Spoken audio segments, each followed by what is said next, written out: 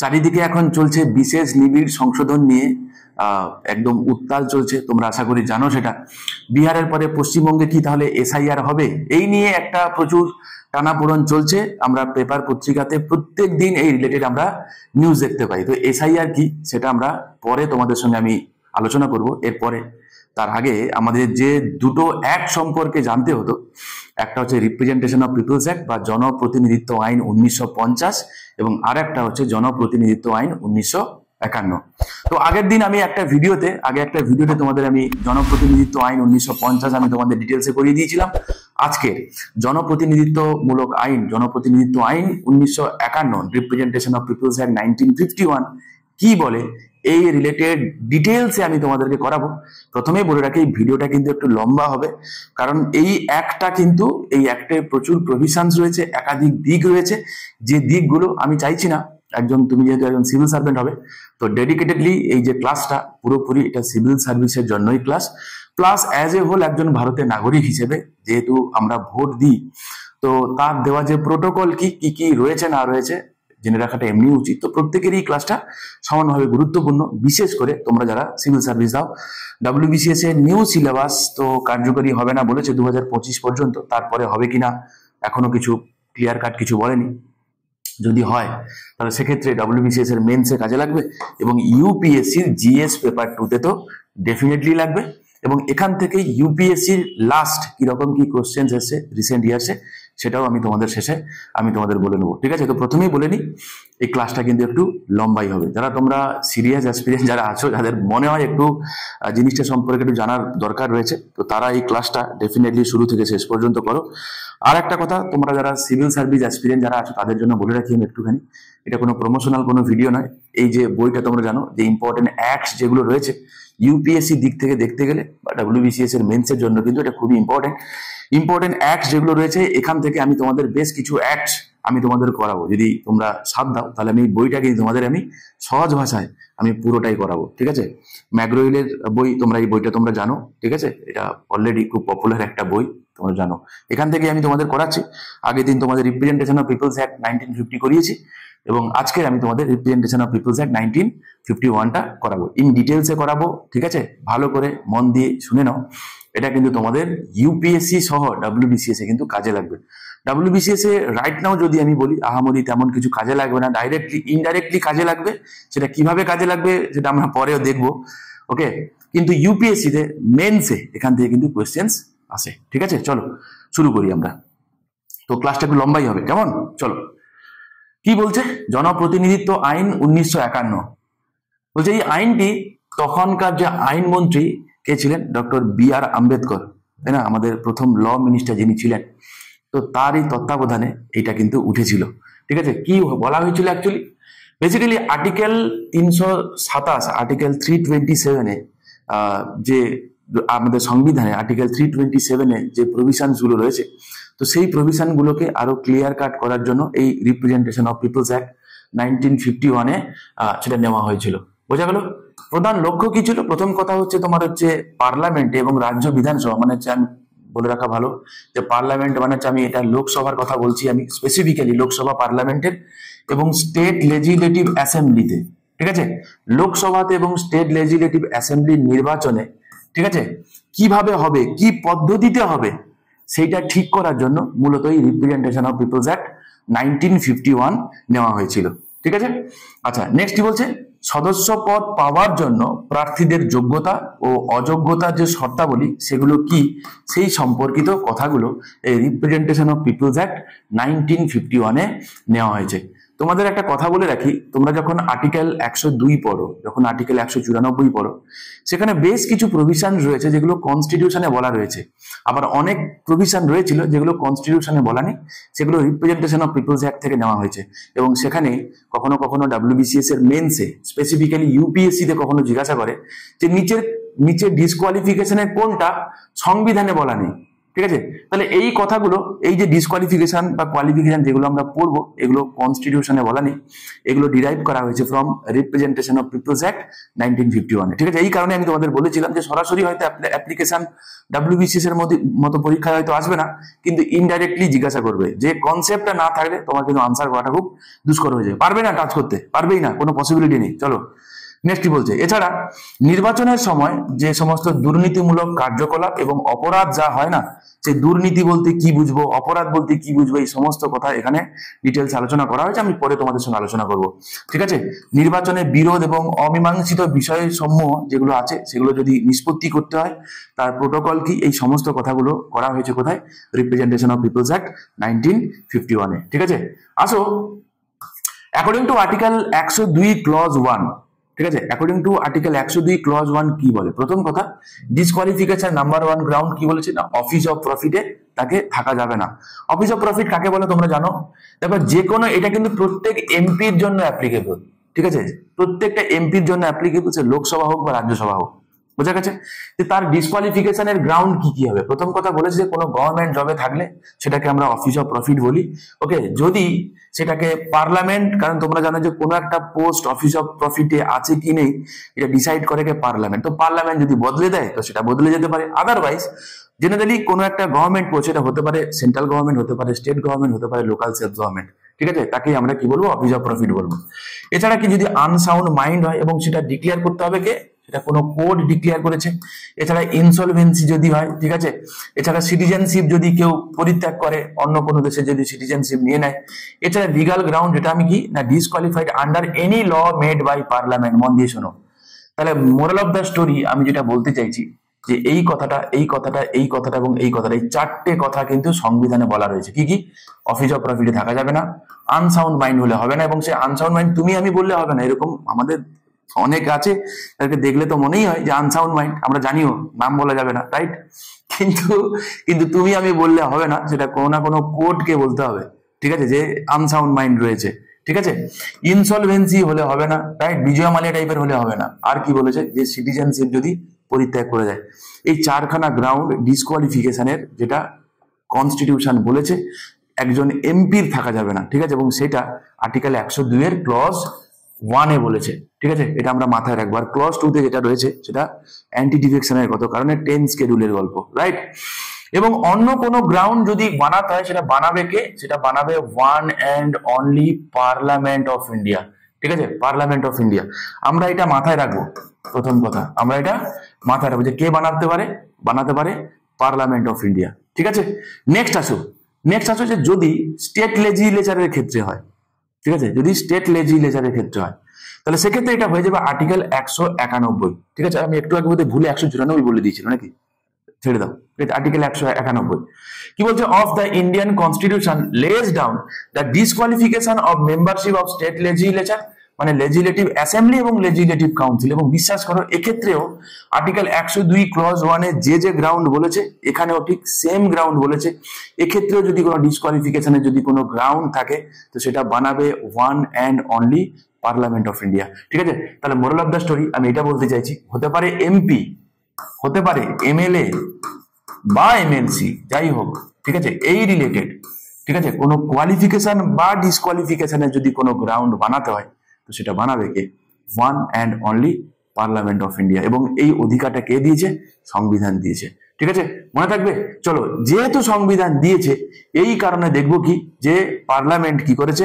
Act বানিয়েছে, একটা representation of people's act 1950, আর একটা হচ্ছে রিপ্রেজেন্টেশন অফ পিপলস অ্যাক্ট 1951। ঠিক আছে? যেটা আমি তোমাদের আজকে করাচ্ছি।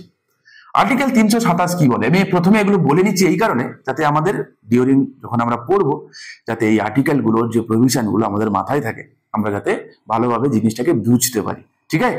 চলো, আর্টিকেল 327 কি বলে না, power of parliament to make provision with respect to election. কে বলেছে? পাওয়ার অফ কার? Power of parliament. কি বলেছে? To make provision with respect to elections. তাহলে ইলেকশনস রিলেটেড কি হবে না হবে? কি ইলেকশন রিলেটেড? লোকসভা এবং স্টেট লেজিসলেটিভ অ্যাসেম্বলি কাউন্সিলের রিলেটেড ইলেকশন রিলেটেড কি হবে না হবে, সেই রিলেটেড প্রভিশন কে বানাবে? One and only it is a parliament of India. কোথায় আছে? আর্টিকেল 387 আছে। ঠিক আছে? আর্টিকেল 324 ইলেকশন কমিশনের কথা বলে। মাথায় রেখো এই প্রত্যেকটা কথা, 324, 25, 26 সবকটা ইম্পর্টেন্ট। বলছে parliament has the authority to make laws regarding কি, প্রথম কথা conduct of election to parliament and state legislature, ঠিক আছে, নাম্বার 1। আর কি বলেছে, আর কি বলেছে না, প্রিপারেশন অফ ইলেকটোরাল রোলস, আর কি ডিলিমিটেশন অফ কনস্টিটুয়েন্সি, আর কি any other matter necessary for free and fair elections, mind it.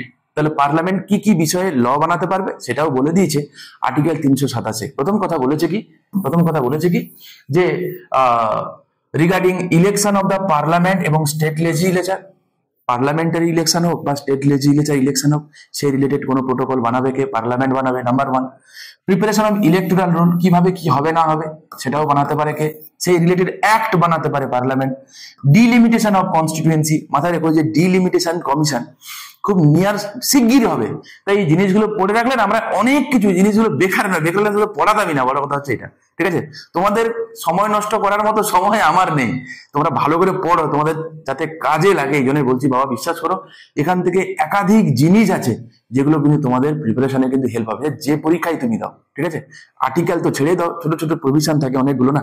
এবছর এনটিপিসির কোশ্চেন পেপার দেখেছো, তোমরা যারা দেখেছো তারা জানবে, পলিটির কোশ্চেন দেখেছো কি লেভেলে এসছে, ওগুলো কি বলবে বলো। একদম ঠিকঠাক নলেজ না থাকলে না ওগুলো অ্যাটেম্প করা ইজ নট পসিবল। আর পরীক্ষা আগের মতো নেই বাবা, যে আমি পড়ে গেলাম কোনো মতে কিছু আর্টিকেল 40-এ কি আছে দেখে নিলাম, ফান্ডামেন্টাল রাইট কি বলে দেখে নিলাম, আর্টিকেল 12-তে ডেফিনেশন, ওতে আর কাজ চলছে না। এখন একটু ডিটেলসে পড়তে হবে, একটু না বেশ ভালো মতো ডিটেলসে পড়তে হবে।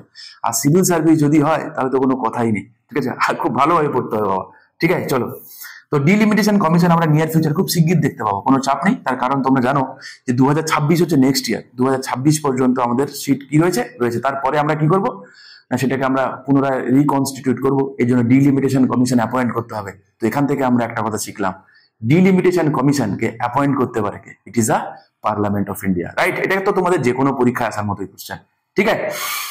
নেক্সট বলছে কি যে any other matter necessarily for free and fair election, এছাড়া এমন কোনো বিষয় যেটা ফ্রি এবং ফেয়ার ইলেকশনকে কন্ডাক্ট করার জন্য প্রয়োজন, এমন যে কোনো কিছু প্রভিশন পার্লামেন্ট কিন্তু বানাতে পারে, এবং এই কারণে পার্লামেন্ট কি করেছে, এই দুখানা অ্যাক্ট বানিয়েছে। আই হোপ এই অ্যাক্ট বানানোর পেছনে যে ব্যাকগ্রাউন্ডটা আমি তোমাদেরকে বোঝাতে সক্ষম হয়েছি, রাইট। নেক্সট আসো, নেক্সট আসো, যারা এমপি হবে তাদের জন্য যোগ্যতা কি হবে সেটা বলেছে, ঠিক আছে। কি বলেছে, বলেছে একজন ব্যক্তিকে সংসদের যে কোনো এক কক্ষে নির্বাচিত হওয়ার জন্য অবশ্যই ভারতের কোনো একটি সংসদীয় নির্বাচনী এলাকার বৈধ ভোটার হতে হবে, প্রথম কথা, ঠিক আছে। দেখে রাখো, কনসিডার দ্য ফলোইং স্টেটমেন্ট বলে ইউপিএসসি তে তোমাদের এই স্টেটমেন্ট গুলো দেওয়া হয়, ঠিক আছে। কি বলেছে না, বলেছে, আমি হলো বাংলায় রেখেছি কারণ তোমরা পশ্চিমবঙ্গ থেকে যারা দিতে চাও, সিভিল সার্ভিস যারা দিতে চাও, তাদের তোমাদের অসুবিধা না হয় এই কারণে, ওকে। ইংরেজিতে হলে আমার একটু সুবিধা হতো, বাট ইটস ওকে, ঠিক আছে, ঠিক আছে। একটু বুঝে নাও, বোঝার চেষ্টা করো আমি কি বলতে চাইছি, আহামরি কিচ্ছু কঠিন কিছু নেই। বলছে একজন ব্যক্তিকে তাহলে কি হতে হবে, ব্যক্তিকে সংসদের কোনো এক কক্ষে নির্বাচিত হওয়ার জন্য অবশ্যই ভারতের কোনো একটি সংসদীয় নির্বাচনী এলাকার বৈধ ভোটার হতে হবে। তাহলে প্রথম কথা যে কোথাকার এমন কিছু ম্যাটার করে না, কোন একজন ব্যক্তি পশ্চিমবঙ্গ থেকে ভোটে দাঁড়াতে চাইছে, বলছে সে ভারতবর্ষের যে কোনো কনস্টিটুয়েন্সির একজন ভোটার হলেই চলবে, প্রথম কথা, এটা মাথায় রাখবো আমরা। কে বলেছে, রিপ্রেজেন্টেশন অফ পিপলস অ্যাক্ট বলেছে। এছাড়া কি বলেছে, যদি কোনো আসন যদি রিজার্ভ করা থাকে, এটা তোমরা জানো আশা করি, ঠিক আছে, তোমরা আমাকে কমেন্ট করে জানিও আমাদের লোকসভাতে এসসি এবং এসটির জন্য কতগুলো করে সিট রিজার্ভ করা আছে, ঠিক আছে। খুব সহজ একটা প্রশ্ন করেছি, ওকে। চলো, যদি কোনো সিট লোকসভাতে, কারণ রাজ্যসভাতে কোনো সিট রিজার্ভেশন নেই, রিজার্ভেশন যা আছে লোকসভাতেই রয়েছে এবং লেজিসলেটিভ অ্যাসেম্বলিতে রয়েছে। যদি কোনো সিট এসসি কিংবা এসটির জন্য যদি রিজার্ভ করা থাকে, তাহলে ওই পার্টিকুলার সিটে একজন এসসি কিংবা এসটি ক্যান্ডিডেটকেই দাঁড়াতে হবে, ঠিক আছে। কিন্তু যদি কোনো সিট আনরিজার্ভ থাকে, যদি জেনারেল থাকে যদি কোনো সিট, তাহলে সেখানে কিন্তু একজন এসসি কিংবা একজন এসটি ক্যান্ডিডেট কিন্তু লড়তে পারে, কোনো অসুবিধা নেই, ঠিক আছে। তো সেই কথাটা বলেছে, যাদের জন্য আছে তো সেরকম প্রার্থীকেই দাঁড়াতে হবে। যদি কোনো সিট এসসির জন্য অ্যালট থাকে, তো একজন ক্যান্ডিডেট যিনি ভোটে দাঁড়াবেন বা বিভিন্ন রাজনৈতিক পার্টি থেকে যে ক্যান্ডিডেট গুলো দাঁড়াবেন তাদেরকে প্রত্যেককেই কিন্তু এসসি হতে হবে বা এসটি হতে হবে, অ্যাকর্ডিং টু নিডস, যা বলবে তাই। সেম ভাবে একই কথা কি বলেছে রাজ্য বিধানসভা বা লেজিসলেটিভ অ্যাসেম্বলির জন্য, সত্যি কথা বলেছে, একই কথা কি বলেছে, কোন ব্যক্তি রাজ্য বিধানসভা বা বিধান পরিষদের সদস্য হতে চাইলে তাকে অবশ্যই ভারতের যে কোনো একটি সংসদীয় নির্বাচনী এলাকার বৈধ ভোটার হতে হবে। প্রথম কথা হচ্ছে এইটা, ঠিক আছে? তো স্বাভাবিকভাবে যে কোনো জায়গায়, এবং একইভাবে যদি রাজ্য বিধানসভাতে, বিধান পরিষদে কিন্তু এসসি এসটির জন্য সিট এরকম রিজার্ভ করা নেই। ঠিক আছে? রাজ্য বিধানসভাতে যদি এসসি এবং এসটির জন্য যদি কোনো সিট রিজার্ভ করা থাকে, তাহলে যার জন্য, যে পার্টিকুলার কমিউনিটির জন্য সিট রিজার্ভ করা থাকবে, ওই ব্যক্তিকে কিন্তু ওই পার্টিকুলার কমিউনিটি থেকে বিলং করতে হবে। ঠিক আছে, বোঝা গেল? এটা এখানেও সত্যি কথা। কিন্তু একটা কথা তোমাদের বলে নি, যদি বিধান পরিষদে যদি কোনো ব্যক্তি, বিধান পরিষদে আছে না, বিধান মানে লেজিসলেটিভ কাউন্সিলে, তোমরা জানো আশা করি যে লেজিসলেটিভ অ্যাসেম্বলি এবং লেজিসলেটিভ কাউন্সিল, লেজিসলেটিভ অ্যাসেম্বলি যা স্ট্রেংথ হয়, লেজিসলেটিভ কাউন্সিলের স্ট্রেংথ কত হয় না, তার 1/3 হয়, তার 1/3 হয়। মানে ধরে নাও লেজিসলেটিভ অ্যাসেম্বলিতে যদি 300 জন থাকে, ঠিক আছে, ধরে নাও 270 জন আছে, তাহলে আমার সুবিধা করতে সুবিধা হয়, তো তার 1/3 মানে কত হবে, 90 জন হবে লেজিসলেটিভ কাউন্সিলের স্ট্রেংথ। এবং এই 90 জনের মধ্যে না 1/6, ঠিক আছে, 1/6 কে নমিনেট করতে পারে, নমিনেট করতে পারে গভর্নর। ঠিক আছে, গভর্নর। এবার একটা কথা মাথায় রাখো, এই যে নমিনেশন, যে নমিনেশনটা গভর্নর করছে না, এই নমিনেশন যদি কোনো নমিনেটেড মেম্বার যদি হয়, তো তাকে ওই পার্টিকুলার রাজ্যের একজন ভোটার হতেই হবে। বোঝা গেল? এই ডিফারেন্স। নর্মাল তুমি লড়তে চাও, কোনো চাপ নেই, ভারতবর্ষে যে কোনো জায়গার তুমি একজন ইলেক্টর হলেই চলবে, কোনো চাপ নেই। কিন্তু তোমাকে যদি গভর্নর নমিনেট করে, গভর্নর কতজনকে নমিনেট করতে পারে? আমি তো বললাম 1/6, মানে এখানে কতজন, 15/90, মানে 15 জনকে নমিনেট করতে পারে। এই যে 15 জন, এই 15 জনকে অবশ্যই ওই রাজ্যের একজন ভোটার হতেই হবে, হোনা হি হ্যায়। বোঝা গেল কি বললাম? আমি বলিনি। ক্লিয়ার? কি বলেছে? তাহলে বিধান পরিষদের ক্ষেত্রে যদি কোনো ব্যক্তিকে রাজ্যপাল মনোনীত করেন, তাহলে তার অবশ্যই সংশ্লিষ্ট রাজ্যের সাধারণ বাসিন্দা বা অর্ডিনারি রেসিডেন্ট হওয়া কিন্তু আবশ্যক। এটা কিন্তু কে বলেছে? রিপ্রেজেন্টেশন অফ পিপলস অ্যাক্ট বলেছে। নেক্সট কি বলছে? অযোগ্যতা। তাহলে কোয়ালিফিকেশন তো দেখলাম, ডিসকোয়ালিফিকেশনের কথা কি বলেছে দেখা যাক। প্রথম কথা কি বলেছে, যে একটি বা একাধিক কারণে কোনো ব্যক্তি সদস্য পদের জন্য অযোগ্য হতে পারে। প্রথম কথা কি, নির্দিষ্ট অপরাধে যদি কোনো ব্যক্তি যদি কোনো সাজা হয়, ঠিক আছে। দ্বিতীয় কথা কি, নির্বাচনে যদি দুর্নীতিমূলক কোনো আচরণ করে, এবং এই প্রত্যেকটা ডেফিনেশন আমরা পরে আমরা আসবো, পড়বো।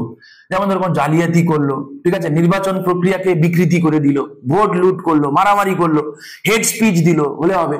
ঠিক আছে, দুর্নীতির জন্য পূর্বে কোনো পদে কোনো একজন ব্যক্তি অলরেডি কোনো একটা পদ হোল্ড করতে এবং করাপ্ট প্র্যাকটিসের জন্য তাকে পদ থেকে সরিয়ে দেওয়া হয়েছিল, তাহলেও কিন্তু সেটা কিন্তু ডিসকোয়ালিফিকেশনের আন্ডারে কিন্তু আসবে।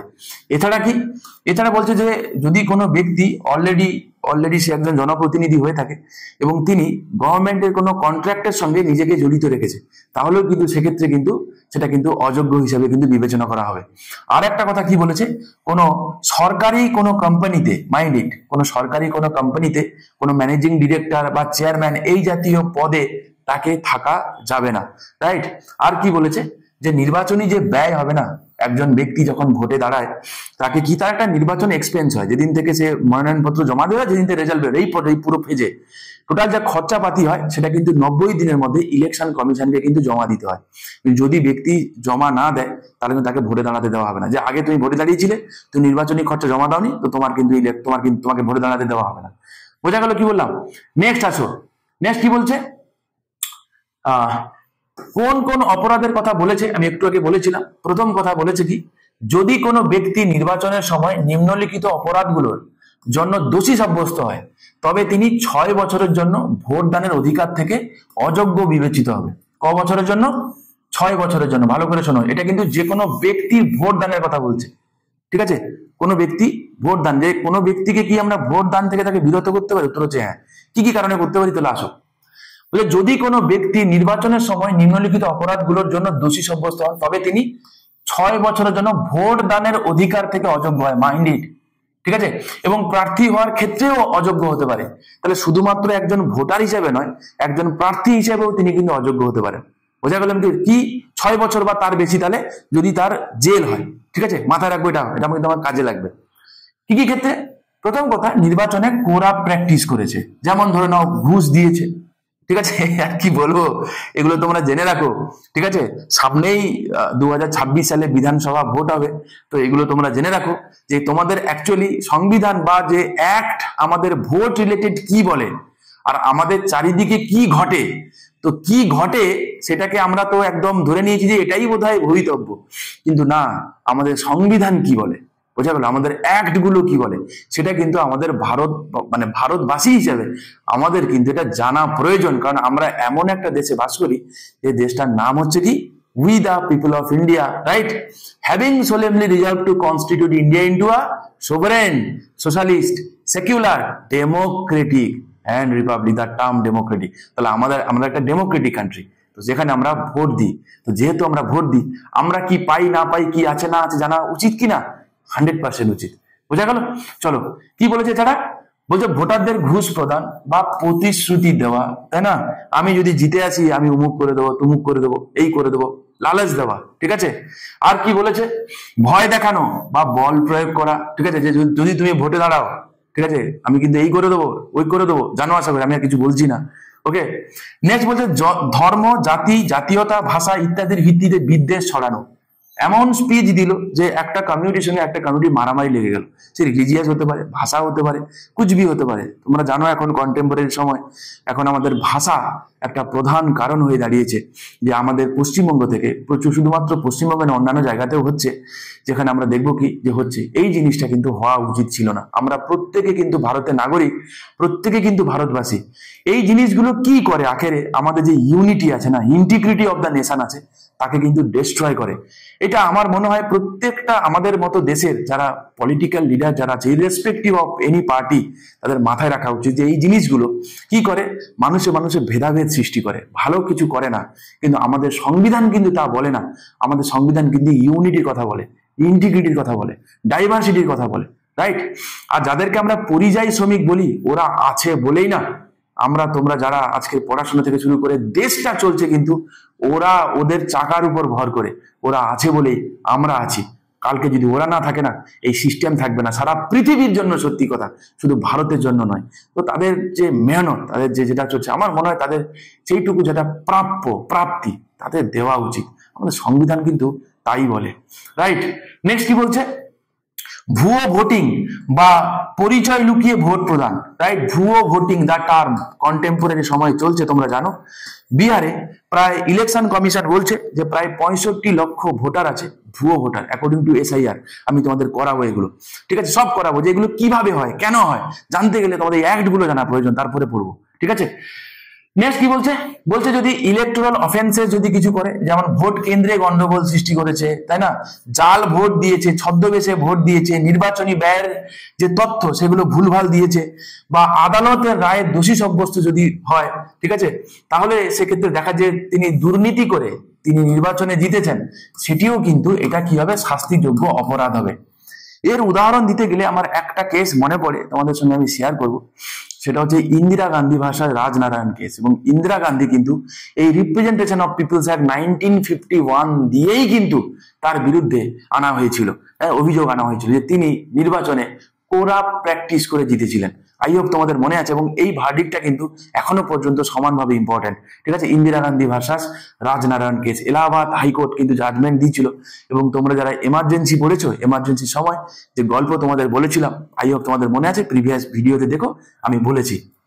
এছাড়া রাষ্ট্রপতির মাধ্যমে অযোগ্যতা কি, যদি কোনো ব্যক্তি নির্বাচনী দুর্নীতির জন্য, মানে করাপ্ট প্র্যাকটিসের জন্য, এবং তার নির্বাচন কমিশনের সুপারিশের ভিত্তিতে রাষ্ট্রপতি কর্তৃক নিশ্চিত হয়, তাহলে রাষ্ট্রপতি তাকে 6 বছরের জন্য ভোটাধিকার ও প্রার্থী হওয়ার অধিকার থেকে অযোগ্য ঘোষণা করতে পারে। কি বলেছে, যদি কোনো ব্যক্তি যদি করাপ্ট প্র্যাকটিস করে, এবং সেক্ষেত্রে কে বলবে, ইলেকশন কমিশনের রেকমেন্ডেশনের প্রেসিডেন্ট বলবে, তাহলে কোনো ব্যক্তিকে 6 বছর তাকে ভোট দান থেকে তাকে বিরত রাখা হচ্ছে। কোনো ব্যক্তি, একটু আগে আমরা দেখেছিলাম এই সেম প্রভিশন, তা ডিক্লেয়ার করতে পারে কে, ডিক্লেয়ার করতে পারে president, but with the advice of election commission, ঠিক আছে, মাথায় রাখবো। এই ধরনের অযোগ্যতা নির্বাচন কমিশনের তদন্তের ভিত্তিতে নির্ধারিত হয়, এবং সাধারণত সুপ্রিম কোর্ট বা হাইকোর্টের রায়ের পরেই কিন্তু তা কার্যকর হয়। তাই যে প্রসেসটা কিন্তু একটু জটিল প্রসেস, এতটা সহজ নয় আর কি, বোঝা গেল। নেক্সট আসো, নেক্সট কি বলেছে, নির্বাচনের বিজ্ঞপ্তি, তাহলে যখন নির্বাচন হবে তো নির্বাচনের বিজ্ঞপ্তি কিভাবে হবে? প্রথম কথা, রাজ্যসভায় শূন্য আসন পূরণের জন্য রাষ্ট্রপতি ভারতের রাষ্ট্রীয় গেজেটে মানে অফিসিয়াল গেজেটে একটি বিজ্ঞপ্তি প্রকাশ করবেন এবং নির্বাচন কমিশনের সুপারিশ অনুযায়ী নির্বাচনের তারিখ ঘোষণা করবেন। তাহলে কি বলেছে? তাহলে সোজা কথা, মোরাল অফ দ্য স্টোরি, কবে নির্বাচন হবে না হবে এটা ডিসাইড করে কে? ছোট ছোট প্রশ্ন, কে ডিসাইড করে? ইলেকশন কমিশন ডিসাইড করে। বোঝা গেল? সেই সঙ্গে সংশ্লিষ্ট রাজ্যের নির্বাচক মন্ডলীকে নির্বাচনে অংশগ্রহণের জন্য আহ্বান জানানো হবে। তোমরা জানো আশা করি যে রাজ্যসভার যে ভোট হয় সেটা কি হয়? প্রপোর্শনাল রিপ্রেজেন্টেশনে ভোট হয়, তাই না? Proportional representation by means of single transferable vote, right? এবারে কথাটা হচ্ছে, এক্ষেত্রে ভোট কারা দেয় রাজ্যসভাতে? যারা ইলেক্টেড এমএলএ যারা আছে তারা ভোট দেয়, তোমরা জানো আশা করি। তাহলে এই যে যারা যারা নির্বাচক যারা আছেন, যারা ইলেক্টেড এমএলএ আছে, তাদেরকে বলবে যে অমুক দিন ভোট আছে, তোমরা কিন্তু আসবে, ভোট দেবে। দিয়ে ঠিক করবে কে বলবে এটা?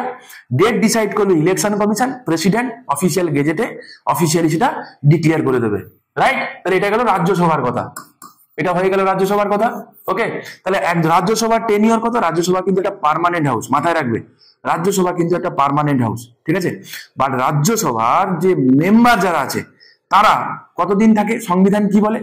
বিশ্বাস করো, সংবিধানে রাজ্যসভার যারা মেম্বার আছে তাদের টেনিওর কি হবে এমন কোনো কথা কিন্তু কনস্টিটিউশনে কিন্তু বলা নেই, ঠিক আছে? এটা আমরা মাথায় রাখবো এবং সেটা ঠিক হয়েছে থ্রু এই রিপ্রেজেন্টেশন অফ পিপলস অ্যাক্ট 1950 দিয়ে, যে বলেছে যে রাজ্যসভার যা টেনিওর বা রাজ্যসভার যারা মেম্বার থাকবে, রাজ্যসভার টেনিওর তো it is a permanent house, but রাজ্যসভার যারা মেম্বার থাকবে তারা কিন্তু 6 বছরের জন্য থাকবে, ঠিক আছে? এবং প্রত্যেক 2 বছর অন্তর 1/3 মেম্বার কি হবে? রিটায়ার করবে, রাইট? বোঝা গেল? লোকসভার মেয়াদ শেষ হলে বা সংসদ ভেঙে দেওয়া হলে নতুন লোকসভা গঠনের উদ্দেশ্যে সাধারণ নির্বাচন অনুষ্ঠিত হওয়া বাধ্যতামূলক, রাইট? দেখো, যখন জেনারেলি কি হয়, অ্যাকর্ডিং টু আর্টিকেল 83 ক্লজ 2, যে লোকসভার টেনিয়ার 5 বছর কমপ্লিট হয়ে গেছে, তাহলে কি হবে? 2024 সালে তো ভোট হলো, তোমরা জানো আশা করি 2029 সালে হবে। তাহলে সেক্ষেত্রে কি হবে? যে শেষ হয়ে যাওয়ার আগে ইলেকশন কমিশন কি করবে? বিজ্ঞপ্তি পাবলিশ করে দেবে যে ভোট হবে।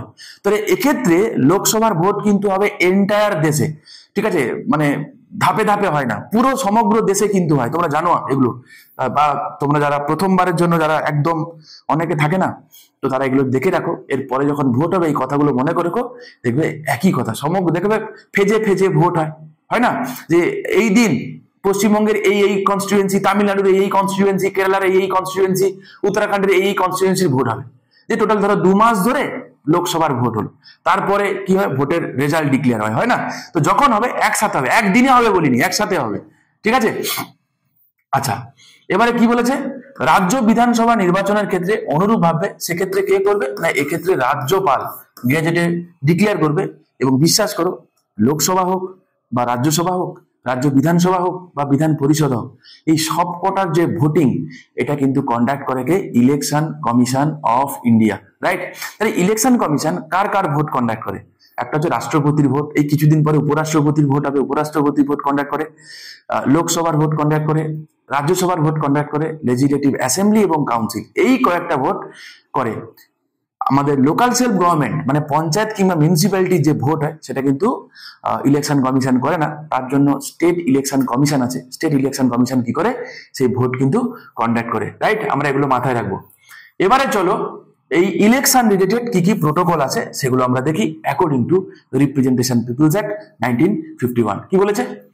বলে চিফ ইলেকটোরাল অফিসার কি না, প্রতিটি রাজ্যে একজন চিফ ইলেকটোরাল অফিসার থাকবেন, যিনি ওই রাজ্যের ভোট পরিচালনা করবে, তদারকি করবে এবং যাবতীয় যা হবে সে লোকসভা হোক বা বিধানসভা হোক, মাথায় রাখো। তাহলে একজন রাজ্যের যিনি হেড থাকবেন তাকে আমরা কি বলবো?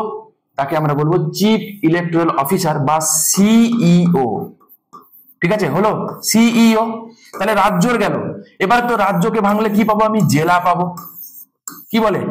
জেলা পাবো, ঠিক? তাহলে জেলাতে কেউ না কেউ একজন হেড থাকবে, লজিক কি বলে? তাকে আমরা বলবো ডিইও, ঠিক আছে? বা ডিস্ট্রিক্ট ইলেকশন অফিসার, দেখে নিলে। তাহলে রাজ্যের থাকবে কে? সিইও বা চিফ ইলেকটোরাল অফিসার। প্রত্যেকটা জেলাতে কে থাকবে? ডিইও বা ডিস্ট্রিক্ট ইলেকশন অফিসার, রাইট? আচ্ছা, এই সিইওর কাজ কি জানো আশা করি? এই কর্মকর্তা নির্বাচনকালীন সমস্ত কার্যক্রম মানে ইলেকশন রিলেটেড কুচবি, ঠিক আছে, সেগুলো করে কে? এই সিইও করে থাকে। ওই পার্টিকুলার রাজ্যে। হলো, এবার রাজ্যগুলো থেকে যদি ভাঙি রাজ্যকে, তাহলে জেলা পাবো। তো জেলাগুলোতে কে থাকবে? থাকবে ডিইও। তো জেলার যাবতীয় যা হবে না হবে সেটা কে দেখবে? ডিইও দেখবে। এবং আমি যদি জেলাকে ভাঙি তাহলে কি পাবো বলো তো? তারপরে আমি এক একটা কনস্টিটিউয়েন্সি পাবো। ঠিক আছে, ওই পার্টিকুলার কনস্টিটিউয়েন্সিতে কি হচ্ছে না হচ্ছে সেটা দেখার কার, তাহলে তার নাম হবে রিটার্নিং অফিসার। বোঝা গেল কি বললাম? তাহলে আমরা কি কি শিখলাম? একটা তো পেলাম সিইও কে পেলাম, রাইট? সিইও একদম হেড থাকছে রাজ্যের। তারপরে থাকছে কি জেলায়, জেলায় যাকে থাকছে কি ডিইও। এবং পার্টিকুলার কনস্টিটিউয়েন্সি যিনি থাকবেন তাকে আমরা বলবো কি তাহলে রিটার্নিং অফিসার। ঠিক আছে, তারপরে বাকি তাদের কাজ কি না হবে চলো আমরা একটা একটু করে দেখে নিই। প্রথমে আসো, আমি তো তোমাদের প্রথম সিইওর কথা বলে দিলাম। ডিইওর কাজ একই রকম ভাবে, সিইও যা করে ডিস্ট্রিক্টে একই কাজ করে কি ডিইও। ঠিক আছে, তোমরা আমি এই পিডিএফটা আমি তোমাদের গ্রুপে শেয়ার করে দেবো, তোমরা পড়ে নিও। আমার এক্সট্রা কিছু নেই, দেখে নাও। জেলা নির্বাচন কর্মকর্তা হচ্ছেন সেই কর্মকর্তা যিনি জেলার নির্বাচনী কার্যক্রম পরিচালনার জন্য সর্বোচ্চ দায়িত্বে নিয়োজিত। জেলার আওতাধীন নির্বাচনী এলাকা নির্বাচনের প্রস্তুতি, তদারকি, সমন্বয় সমস্ত কাজগুলো তিনি করে থাকেন। বোঝা গেল কি বললাম? আচ্ছা, এরপর থাকে কি অবজারভার থাকে। মানে কি অবজারভার কাকে বলে? না বেশি যিনি অবজার্ভ করবেন যে ভোট ঠিকঠাক হচ্ছে তো, গন্ডগোল হচ্ছে না তো, মারামারি হচ্ছে না তো কোথাও।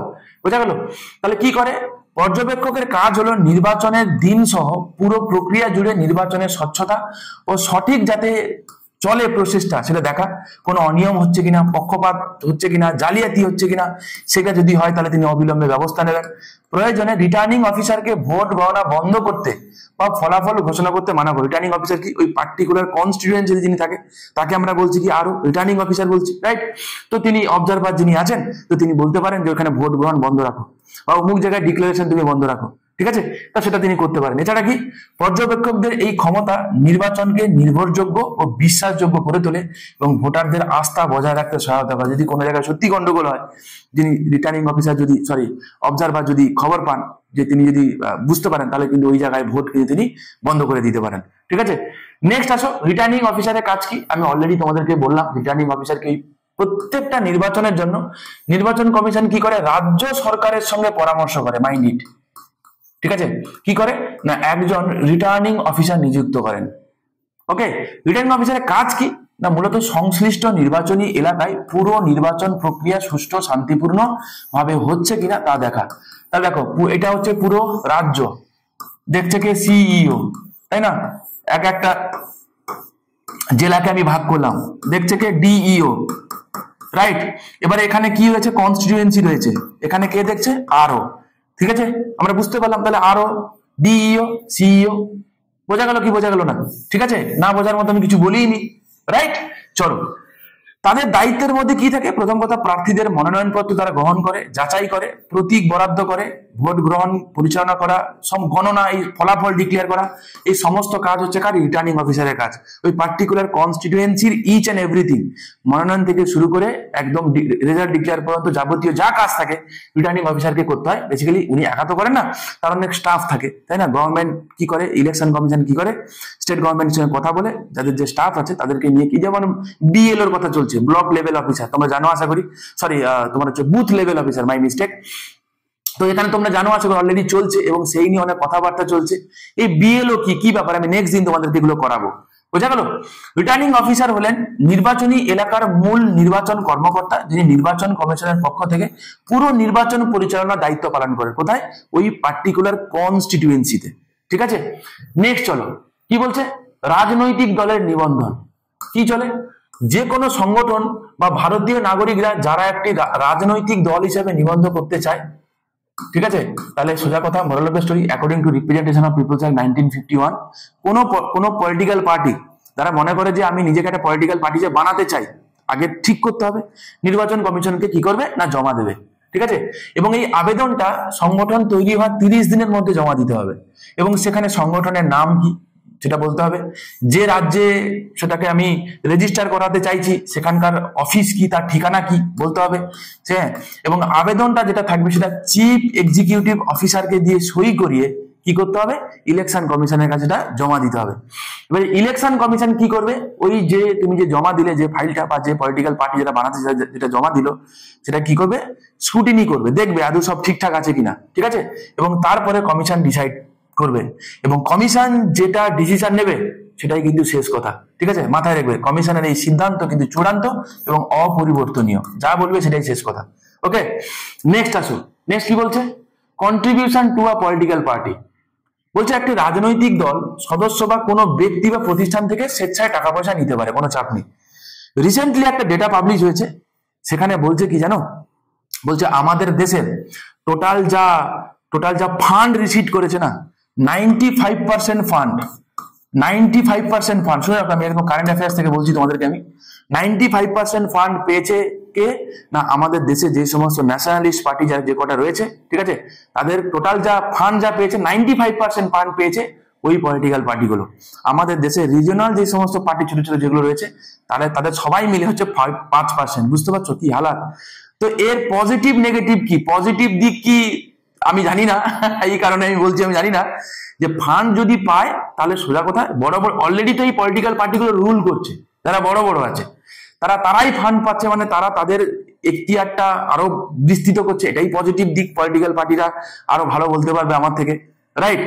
নেগেটিভ দিক যদি বলো তাহলে সেটা আমি বলবো কি, প্রথম কথা আমাদের দেশ কিন্তু একটা প্রথম কথা মাল্টি পার্টি সিস্টেমকে প্রমোট করে, ঠিক আছে, মাল্টি পার্টি সিস্টেম। তাহলে যদি পার্টিগুলো যদি চাঁদাই না পায়, টাকা না পায়, তাহলে পার্টিগুলো চলবে কিভাবে? সত্যি কথা। এবং যদি দেখা যায় যে ধরে নাও যে অপোজিশন পার্টির তো ভূমিকা রয়েছে ডেমোক্রেসিতে, যদিও আমরা সেটা হয়তো মানি না, সরকার পক্ষ তা মানে না, অপোজিশন মানেই কিছু একটা দাগিয়ে দাও, কিন্তু সেটা তো ঠিক না। এখন ডেমোক্রেসি বলতে যা বোঝায়, ঠিক আছে, ডেমোক্রেসি, হোয়াট ইজ ডেমোক্রেসি? ডেমোক্রেসিতে অপোজিশন থাকবে, ক্রিটিসিজম থাকবে, কনস্ট্রাকটিভ ক্রিটিসিজম থাকবে। উইদাউট ক্রিটিসিজম ডেমোক্রেসি তো প্রপার ওয়েতে চলতে পারে না, আমি বলিনি, ঠিক আছে, সুপ্রিম কোর্টের জাজমেন্টও বলেছে, ঠিক আছে। তো এবং ডেমোক্রেসি যে কটা ফিচার্স রয়েছে তাদের অন্যতম একটা প্রধান ফিচার কিন্তু ডেমোক্রেসি হবে কি, এমন হবে যে সেখানে কনস্ট্রাকটিভ ক্রিটিসিজম থাকবে। তাহলে এই যে বিরোধীরা কি করে, সরকারের কিন্তু ক্রিটিসাইজ করে যে এই পলিসিগুলো তোমার ভুল হচ্ছে, এইগুলো করা যাবে না, ঠিক আছে। তাই ছোট ছোট পলিটিক্যাল পার্টিগুলো তারা যদি ফান্ড না পায় তো স্বাভাবিকভাবে পাবলিক ক্যাম্পেইন তারা করতে পারবে না। ফলে পাবলিক কি হবে বলতো, এখনকার কন্ডিশন যা চলছে, তো যেটা লোকজনকে দেখানো হবে তো লোকজন তাই বুঝবে, তাই ঠিক বলে মনে করবে, ঠিক আছে, যেটা রিফ্লেকশনটা আমরা হাড়ে হাড়ে টের পাই, রাইট? তোমরা আশা করি দেখছো। তো যদি তোমাদের এই বিষয়ে তোমাদের কোনো মতামত থাকে আমার সঙ্গে তোমরা চাইলে শেয়ার করে নিতে পারো। তোমরা কি মনে করো যে এই 95% যে ফান্ড যা আছে আমাদের দেশের, যে সমস্ত বড় বড় যে ন্যাশনালিস্ট পার্টি যে কটা আছে, ন্যাশনাল লেভেলের পার্টি যে কটা আছে, তারাই পাচ্ছে, বাকি 5% আমাদের দেশের এন্টায়ার পলিটিক্যাল পার্টি পায়, ঠিক আছে। তো আমাদের দেশের ডেমোক্রেসিতে এর এফেক্ট কি হবে তোমরা তোমাদের মতো করে কমেন্ট করে অবশ্যই জানিও। কি বলেছে এখানে? তবে দলকে প্রত্যেক অর্থ বছরের শেষে নির্বাচন কমিশনের কাছে বার্ষিক অনুদান প্রতিবেদন কিন্তু জমা দিতে হবে, টোটাল কি পড়েছে না পড়েছে সেটা কিন্তু জমা দিতে হবে। এবং বলেছে কি যে এই অনুদানের বিস্তারিত দিতে হবে, এবং যেগুলির পরিমাণ 20,000 টাকা বা তার বেশি, এবং যেসব অনুদান ব্যক্তি বা কোম্পানি থেকে দিয়েছে সেই সমস্ত কিছু ইলেকশন কমিশনের কাছে জমা দিতে হবে, ঠিক আছে। এটা কে বলে? রিপ্রেজেন্টেশন অফ পিপলস অ্যাক্ট 1951 বলে, ঠিক আছে, কনস্টিটিউশন কিন্তু বলে না, মাইন্ড ইট। নেক্সট কি বলে? যদিও এটা কনস্টিটিউশনের যে আর্টিকেল 327 কে রিফ্লেক্ট করার জন্য, আরো ভালোভাবে এক্সপ্লোর করার জন্য কিন্তু এই অ্যাক্টটা করা, আমি প্রথমেই বলেছি তোমাদেরকে, রাইট? নির্বাচনের সময়সীমা ও সময়সূচি কে ঠিক করে? তোমরা জানো আশা করি, যখন লোকসভা নির্বাচন হয়েছিল তৎকালীন সময়, আবার সামনে যখন হবে কি হয়, যিনি মুখ্য নির্বাচন কমিশনার যিনি থাকে, তিনি একটা প্রেস কনফারেন্স করেন, তিনি জানিয়ে দেন অমুক অমুক দিনে অমুক অমুক সময় এই ভোট হবে, বলে কিনা? তাহলে কি করে? তাহলে এটা নির্বাচন কমিশনের কাজ হবে। এরপরে কি হবে না, মনোনয়নপত্র যাচাই কবে হবে, কি হবে না হবে, সমস্ত কিছু সেখানে বলে দেওয়া হয়ে থাকে। জেনারেলি হয় কি যে মনোনয়নপত্র যেদিনকার জমা দেওয়া হলো না, তার একটা টাইম থাকে, ঠিক আছে, আমি আসছি, এবং যেদিন জমা দেওয়া হলো শেষ দিন, তার একদিন পরে কি করা হয় না, সেটাকে স্ক্রুটিনি হয়, ঠিক আছে। তো ওই দিন চাইলে তুমি মনোনয়নপত্র তুলে নিতে পারো, কোনো চাপ নেই। এবং এই সমস্ত কিছু ঠিক করবে কে? এই সমস্ত কিছু ঠিক করবে ইলেকশন কমিশন। ওকে, এবার আসো নমিনেশন অফ দ্য ক্যান্ডিডেট। একজন প্রার্থী নমিনেশন কি করতে পারে? প্রথম কথা, নির্বাচন কমিশন সময়সূচি যে নির্বাচন এই দিনে হবে ডিক্লেয়ার করে দিল। এরপরে রিটার্নিং অফিসার, মাইন্ড ইট, কাজটা কার? রিটার্নিং অফিসারের, জনসাধারণকে জানিয়ে মনোনয়নের আবেদন গ্রহণ করবে, বলে দেবে যে মনোনয়নপত্র গ্রহণ করা শুরু হল, রাইট? রিটার্নিং অফিসার বলবে।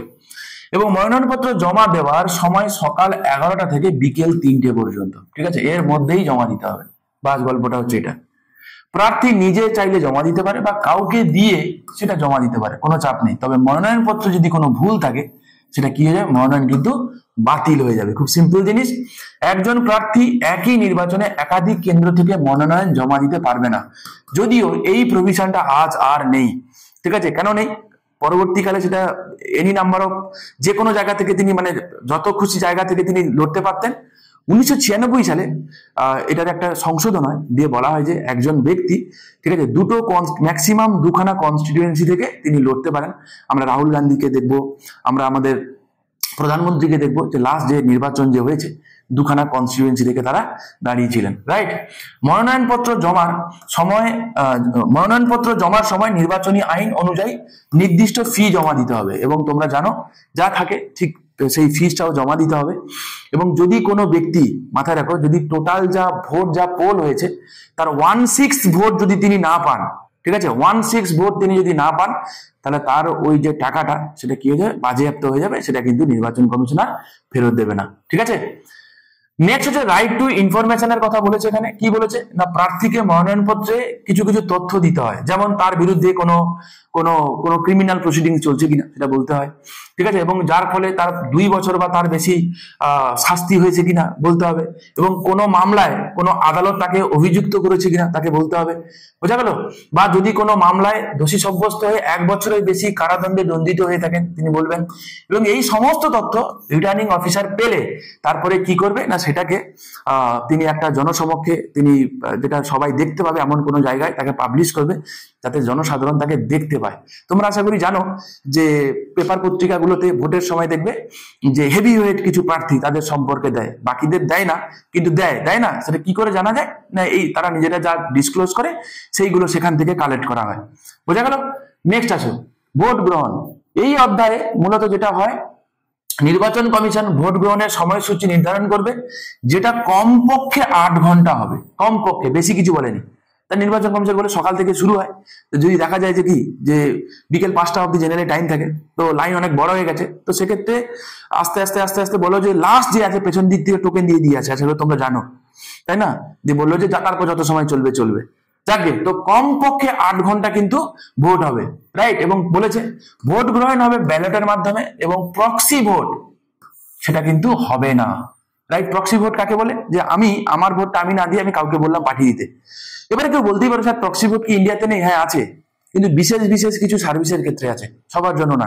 কিছু মিলিটারি ফোর্স আছে যেখানে স্পেশাল থাকে, তো সেক্ষেত্রে তার যে প্রসিডিওরটা, সেই প্রসিডিওরটা কিন্তু তাদের বেশ জটিল থাকে, তো তাদের জন্য অ্যাপ্লিকেবল, সাধারণ মানুষের জন্য নট অ্যাপ্লিকেবল, বোঝা গেল। এটা স্পেশাল কিছু ক্রাইটেরিয়াতে প্রক্সি ভোট আছে, আবার বলছি, ঠিক আছে, সেটা আমি এই বিষয় নয় বলে আমি আলোচনা করছি না, ঠিক আছে। তো নর্মাল একজন ক্যান্ডিডেটের ক্ষেত্রে, মানে নর্মাল একজন ব্যক্তির ক্ষেত্রে, সে সিনিয়র সিটিজেন হোক যাই হোক, প্রক্সি ভোট কিন্তু আমাদের দেশে নেই, ওকে। এবার কি বলছে, নির্বাচন কমিশনের ঘোষণায় যে কোনো নির্বাচনী কেন্দ্রে সেটা ইভিএম কিন্তু ব্যবহার হতে পারে, ওকে। এবং বলেছে রাজ্যসভার নির্বাচনে ভোট গ্রহণ হবে ওপেন ব্যালটে, ওকে। নেক্সট আসো রাইট টু ভোট। তা দেখে নাও, রাইট টু ভোট, আমরা যে ভোট দিই, এইটা সংবিধানে বলেছে কি, যে জাতি ধর্ম বর্ণ নির্বিশেষে প্রত্যেকে ভোট দিতে পারবে, কিন্তু কারা ভোট দেবে, ভোট দেওয়ার ক্রাইটেরিয়া কি হবে না হবে, বোঝা গেল। এই সমস্ত কিছু কিন্তু কনস্টিটিউশনে বলা নেই, এবং সেইগুলো এই রিপ্রেজেন্টেশন অফ পিপলস অ্যাক্ট থেকেই করা হয়েছে। তাই মাথায় রাখবে এই যে রাইট টু ভোট, এটা কনস্টিটিউশনালি গ্যারেন্টেড একটা লিগাল রাইট। আরেকবার বলছি আমি, রাইট টু ভোট হচ্ছে কনস্টিটিউশনালি গ্যারেন্টেড একটা লিগাল রাইট, এর নেচারটা কিন্তু লিগাল রাইট, ঠিক আছে, মাথায় রাখবে এটা লিগাল রাইট। এটা কিন্তু কোনো, মানে কনস্টিটিউশনাল রাইট আর লিগাল রাইটের মধ্যে ডিফারেন্স কি, ঠিক আছে, আমাকে তোমরা জানিও তো। নেক্সট চলো, বলছে যে কেউ যদি কোনো নির্বাচনী এলাকার ভোটার তালিকায় নাম অন্তর্ভুক্ত থাকে এবং আইন অনুযায়ী অযোগ্য না হয়, তবে তিনি ভোট দেওয়ার অধিকার রাখেন, কোনো চাপ নেই। তবে একজন ব্যক্তি একবারই ভোট দিতে পারবে, ঠিক আছে, একজন ব্যক্তি একবারই ভোট দিতে পারবে, সেকেন্ড টাইম কিন্তু ভোট দিতে পারবে না, বা একজন ব্যক্তি মাল্টিপল কনস্টিটুয়েন্সি ভোট দিতে পারবে না একজন। এই জন্য এসআইআর হচ্ছে, তোমরা আশা করি জানো যেখানে বলছে কি যে একজন ব্যক্তি তার হয়তো বিহারে নাম রয়েছে, আবার তিনি হয়তো কাজ করে দেখা যাবে অন্ধ্রপ্রদেশে, সেখানেও কোথায় নাম রয়েছে, তো বলছে না এটা সিঙ্গেল হবে। তো রিসেন্টলি এই জিনিসগুলোকে অ্যাভয়েড করার জন্য একটা প্রস্তাব দেওয়া হয়েছে যে ভোটার কার্ডের সঙ্গে আধার কার্ডকে যদি মার্জ করানো যায়। ঠিক আছে, তো চলো এই প্রস্তাব এসআইআর নিয়ে আমি তোমাদের সেপারেট ভিডিওই করে দেবো, চাপ নেওয়ার কোনো কারণ নেই। ঠিক আছে, চলো, যদি কারোর নামে একাধিক ভোট দেওয়া হয় তবে তার সব ভোটই কি হয়ে যাবে, বাতিল হয়ে যাবে। ওকে, এবার আসো ভোট গণনা বা কাউন্টিং অফ ভোট। তো কে করবে, রিটার্নিং অফিসার। তো তার তত্ত্বাবধানে বেসিক্যালি কি হয় না ভোট কাউন্টিং হয় এবং তিনি ফাইনাল রেজাল্ট কি হবে না হবে তিনি ডিক্লেয়ার করেন। ওকে, এবার আসো declaration of asset and liability. কি বলেছে, নির্বাচনে জয়ী হয়ে শপথ নেওয়ার 90 দিনের মধ্যে, তাহলে ডিক্লেয়ার তো হয়ে গেল, এবারে যারা জিতে গেছে তাদের নামও ডিক্লেয়ার করা হয়ে গেছে কনস্টিটিউয়েন্সি থেকে।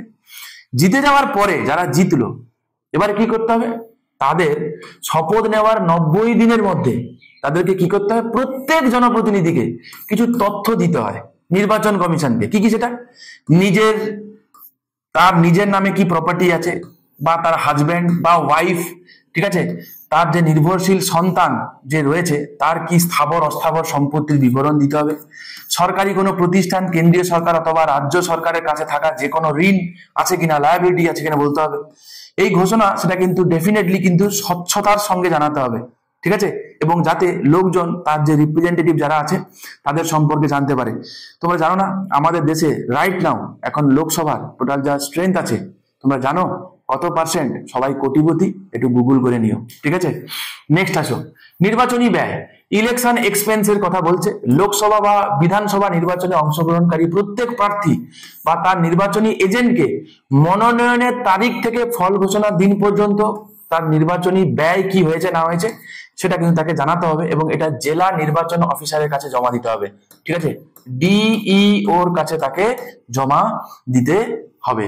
ওকে, নির্বাচনী মামলা, ইলেকশন পিটিশন, যে কোনো ইলেক্টর ওই কনস্টিটিউয়েন্সির যে কোনো ইলেক্টর ইলেকশন পিটিশন ফাইল করতে পারে, কিন্তু ইলেকশন পিটিশন ফাইল করা যাবে যে পার্টিকুলার জায়গায় ডিসপিউট হয়েছে ওই পার্টিকুলার জায়গা যে হাইকোর্টের জুরিডিকশনের আওতায় আছে। মাইন্ড ইট, ঠিক আছে, এটা কিন্তু হাইকোর্টে সরাসরি অ্যাপ্লাই করা যায়। তাই ইলেকশন পিটিশন ফাইল করা যায় কিন্তু হাইকোর্টে হাইকোর্টে হাইকোর্টে। এক্ষেত্রে কিছু শর্ত আছে। কি শর্ত আছে না, যখন কোনো ব্যক্তি ইলেকশন পিটিশন ফাইল করবেন যার এগেনস্টে করা হচ্ছে এবং তার এগেনস্টে যারা ভোটে দাঁড়িয়েছিল ওই কনস্টিটিউয়েন্সিতে যারা যারা ভোটে দাঁড়িয়েছিল না তাদেরকে কিন্তু ওই ইলেকশন পিটিশনে সামিল করতে হবে। বড় কথা হচ্ছে এটা। ঠিক আছে, এটা মাথায় রেখো। নেক্সট কি বলছে, দুর্নীতিপূর্ণ কার্যকলাপ বা কোরাপ্ট প্র্যাকটিস কাকে বলে। আমি একটু আগে শুরুতেই বলেছিলাম যে কোরাপ্ট প্র্যাকটিস কাকে বলে, রিপ্রেজেন্টেশন অফ পিপলস অ্যাক্টে বলে দিয়েছে যে কোরাপ্ট প্র্যাকটিস কাকে বলে। প্রথম কথা, ঘুষ প্রদান। ঠিক আছে, মানে ভোটের বিনিময়ে টাকা বা উপহার দেওয়া। ঠিক আছে, জেনে রাখো তোমরা, এগুলো কাজে লাগবে আশা করি। জেনে রাখো যে আমাদের দেশে কি রয়েছে, জেনে রাখা প্রয়োজন না, জেনে রাখো। কি বলেছে তাহলে, ঘুষ প্রদান বা ভোটের বিনিময়ে টাকা বা উপহার দেওয়া, জেনে রাখো। ঠিক আছে, নাম্বার 1। নাম্বার 2 কি বলেছে না, ভোটারের ওপর অযথা প্রভাব খাটানো, ভয় দেখানো। ঠিক আছে, ভোট দিবি না, দেখে নেবো অমুক দিন বাজারে তো আসবি। ঠিক আছে, বা কখনো বলছে পাড়ায় ঢুকলে ঠ্যাং খড়া করে দেবো, বলেছে পাড়া দাদারা, অন্য পাড়া দিয়ে যাচ্ছি তাই বোঝা গেল। তো এরকম বলছে, ধমক দেওয়া। জেনে রাখো কি হয় না হয়, আর কি বলবো বলো, চাপ সৃষ্টি করা, তাই না। তুই যদি অমুক জায়গায় ভোট না দিস তাহলে তোর রিক্সা আমি অমুক জায়গায় কেড়ে নেবো। এই হচ্ছে আমাদের দেশের অবস্থা। যাক, ধর্ম, জাতি, বর্ণ, জাতীয় প্রতীক ব্যবহার করে ভোটারকে প্রভাবিত করা, তাই না, কোনো একটা পার্টিকুলার লোকজনকে জোর, মানে এমন কিছু এগুলোকে ওয়েপন ইউজ করা হচ্ছে ভোটের। ধর্ম, জাতি, বর্ণ বা জাতীয় প্রতীককে ওয়েপন হিসেবে ইউজ করা হচ্ছে ভোটের জন্য। নাগরিকদের মধ্যে ঘৃণা বা বিদ্বেষ ছড়ানো, জেনে রাখো। অন্য প্রার্থীর বিরুদ্ধে মিথ্যা তথ্য ছড়ানো যাতে ভোটার ভুল সিদ্ধান্ত নেয়। বড় কথা হচ্ছে, জানিস তো ওই লোকটা ওই করেছে, ওই লোকটা সেই করেছে। ঠিক আছে, ভুলভাল মিথ্যে তথ্য দেওয়া, সঠিক হলে তো এক কথা, মিথ্যে তথ্য দিয়ে লোকজনকে ভোটকে দেওয়া আর কি, সেগুলো হয়। বুথ দখল, জেনে রাখো। বুথ দখল কি বলেছে না, ভোট গ্রহণ কেন্দ্র তুমি গেলে ভোট দিতে, গিয়ে হলো ভোট, বলছে আপনার ভোট তো হয়ে গেছে, বলছে আমি তো আসিনি, ভোট কি করে হবে, বলছে ও ভোট হয়ে গেছে, তুমি বাড়ি চলে যাও। ঠিক আছে, ভোট তোমায় দিতে হবে না। আর কি বলছে, এই সব কাজ নির্বাচনী অপরাধ হিসেবে গণ্য এবং প্রার্থীর নির্বাচনী ফল ইভেন বাতিলও হয়ে যেতে পারে। কখনো কখনো করে না যে অমুক জায়গায় নির্বাচন বাতিল করা হয়েছে, পুনরায় আবার নির্বাচন হবে, হয় না কখনো কখনো, তো এই সমস্ত কারণেই হয়। নেক্সট অ্যামেন্ডমেন্ট, নানান সময় এর অ্যামেন্ডমেন্টও হয়েছে, তার মধ্যে আমি অলরেডি তোমাদেরকে বললাম একটা। এছাড়াও 1966 সালে একটা অ্যামেন্ডমেন্ট হয়েছিল, যেখানে আগে নির্বাচন রিলেটেড কোনো ডিসপিউট হলে তার জন্য আলাদা ট্রাইব্যুনাল ছিল, সেখানে যেতে হতো। 1966 সালে সেটা অ্যামেন্ডমেন্ট করে করা হয়েছে কি, যে ভোট রিলেটেড যদি কোনো গন্ডগোল হয়, ইলেকশন যদি ডিসপিউট হয়, সেটা হাইকোর্টেই যেতে হবে। ঠিক আছে, এটা 1966 সালে এটা করা হয়েছে। ঠিক আছে, এছাড়া কি ইম্পর্টেন্স এবং ইম্প্যাক্ট যদি আমি বলি, এই আইনটি অত্যন্ত গুরুত্বপূর্ণ এই কারণে, ভারতের গণতন্ত্রের মূল ভিত্তি মানে আমাদের যে লোকসভা এবং রাজ্য বিধানসভার যে ভোট হয় না, সেটা কিন্তু এই অ্যাক্টের উপর ভিত্তি করে। এটাই কিন্তু মেন কথা, এটাই কিন্তু কনস্টিটিউশন ভোটের দিক থেকে দেখতে গেলে। তো এটা খুবই ইম্পর্টেন্ট, বুঝতে পারছো? শুধুমাত্র যে এটা এই করতে হবে তা বলে না, সুষ্ঠুভাবে কিভাবে হয়, আমাদের দেশের ডেমোক্রেসি কিভাবে মেনটেন হয়, তাই না, ফ্রি অ্যান্ড ফেয়ার ইলেকশন কিভাবে থাকে, যাতে ঝামেলা না থাকে, করার প্র্যাকটিস না থাকে, সমস্ত কিছু কিন্তু এই আইনটা দিয়েই হয়। এবং যাতে আইনটা ঠিকঠাক ভাবে থাকে, যাতে লোকজন কোনো জায়গায় যদি করা প্র্যাকটিস হয়ও, যাতে মানুষজন অ্যাপ্রোচ করতে পারে, তার জন্য জুডিশিয়ারি কিন্তু পথ খোলা রয়েছে, সে আইনও কিন্তু বলে দিয়েছে। ঠিক আছে, যদি কোনো জায়গায় কিছু হয়, জুডিশিয়ারিতে আমরা অ্যাপ্রোচ করতে পারি, হাইকোর্টে আমরা অ্যাপ্রোচ করতে পারি। এছাড়া আমরা দেখতে পাবো কি, রাইট টু ইনফরমেশন, আমার যিনি রিপ্রেজেন্টেটিভ যিনি আছেন, তার সম্পর্কে, তার কি আছে না আছে, তার সম্পর্কে আমি তথ্য জানতে পারছি। এই আইনটা কিন্তু এই কারণে এতটা খুবই ইম্পর্টেন্ট। ঠিক আছে, ফলস্বরূপ কি হয় না, ভোটাররা ভোট দানের আগে তার যে রিপ্রেজেন্টেটিভ যিনি আছেন, তার সম্পর্কে সুকীর্তি কিংবা কুকীর্তি দুটোই তারা কিন্তু কি হয়ে যায়, জেনে যায়, অ্যাওয়ার হয়ে যায়। তাহলে ভোট দানের আগে তারা জিনিসগুলো বুঝে যায়। কিছু কেস ল আছে, ইম্পর্টেন্ট কেস ল, যেগুলো খুবই ইম্পর্টেন্ট। প্রথম কথা, এটা তাদের জন্য অ্যাপ্লিকেবল, এটা ইউপিএসসি বা ডাব্লিউবিসিএস এর মতো পরীক্ষা তোমরা যারা দিচ্ছ, তাদের জন্য অ্যাপ্লিকেবল। ঠিক আছে ভাই, আপনি জেনে রাখো যে কোন কেসে কি ভার্ডিক্ট দিয়েছিল। সিভিকে রাও বনাম দেন্তু ভাস্করা রাও কেস। তো এখানে বলেছিল বেসিক্যালি সিভিকে রাও কি করেছিল, দেন্তু ভাস্করা রাও এগেনস্টে কমপ্লেন করেছিল এটা বলে যে তিনি সরকারের সঙ্গে একটা কন্ট্রাক্টে জড়িত ছিল, একটা মাইনিং একটা মাইনকে তিনি লিজে নিয়েছিলেন। তো ফাইনালি তো যখন ট্রাইব্যুনালে গেছিল, ট্রাইব্যুনাল হাইকোর্টে রেফার করে, তো সেখান থেকে ফাইনাল ভার্ডিক্ট কি দেয়, যে যদি এরকম কোনো কন্ট্রাক্টের সঙ্গে যদি কিছু থাকে, তাই না, খনিজ লিজ যদি থাকে, সেটা কোনো চুক্তি হিসাবে তাকে ধরা হচ্ছে না, তাই এটা ইনভ্যালিড ডিক্লেয়ার করলো। এবং দেন্তু ভাস্করা রাওকে ইনিশিয়ালি ট্রাইব্যুনাল দেন্তু ভাস্করা রাওকে কিন্তু তাকে কিন্তু অযোগ্য ডিক্লেয়ার করেছিল, পরবর্তীকালে কিন্তু অন্ধ্রপ্রদেশ হাইকোর্ট কিন্তু ক্লিন চিট দেয়। রাইট, নেক্সট ইম্পর্টেন্ট হচ্ছে কিয়োতো হোল্লোহান বরম জাছিলহু, এই কেসটা খুবই খুবই খুবই ইম্পর্টেন্ট। বেসিক্যালি তখন অলরেডি কিন্তু 10 স্কেডিউলে যে অ্যান্টি ডিফেকশনটা কিন্তু অ্যাড হয়ে গেছে অলরেডি। এবং অ্যান্টি ডিফেকশনের বিষয়ে ফাইনাল ডিসিশন নিতে পারে কে বলতো, যিনি প্রিজাইডিং অফিসার তিনি, মানে ইন কেস অফ লোকসভা এটা নেয় হচ্ছে তোমার স্পিকার, রাজ্যসভাতে চেয়ারম্যান, লেজিসলেটিভ অ্যাসেম্বলিতে স্পিকার এবং কাউন্সিলের চেয়ারম্যান, বোঝা গেল। কিন্তু তার যে এই যে অধিকারটা, সেটা কি বিয়ন্ড জুডিশিয়াল রিভিউ। তো কিয়োতো হোল্লোহান কেসে কিন্তু বলা হয় যে না, স্পিকার যে ডিসিশনটা যেটা নেবে, সেটা কিন্তু জুডিশিয়াল রিভিউর আওতায় আসবে। আর লিলি থমাস বনাম ইউনিয়ন অফ ইন্ডিয়া কেস, খুবই খুবই ইম্পর্টেন্ট একটা কেস। বেসিক্যালি কি হয় না, এইটা রিপ্রেজেন্টেশন অফ পিপলস অ্যাক্টের সেকশন 8(4) এটা সাংবিধানিক বৈধতাকে চ্যালেঞ্জ করেছিল। বেসিক্যালি কি হয়েছিল, যদি কোনো ব্যক্তিকে কোনো কোর্ট যদি তাকে দোষী সাব্যস্ত করে যদি তাকে সাজা দেয়, তাহলে 3 মাসের মধ্যে যদি তিনি অ্যাপ্লাই করতেন, তাহলে তার যেই পদটা কিন্তু ক্যান্সেল হতো না।